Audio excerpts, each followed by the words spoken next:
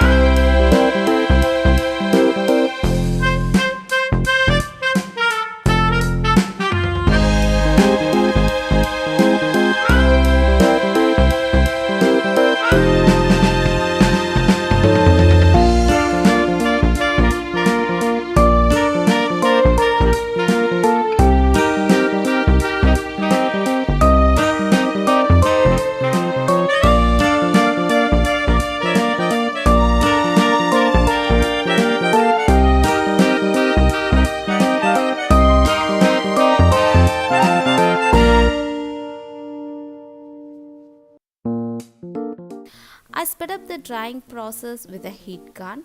Once the Glimmer Paste was dry, it never comes off from the paper. You can see how I am trying to show you the wonderful result by rubbing the paper and by bending it. You cannot find the traces of fallen glitter or even a single crack. The die cutting part was also went smoothly.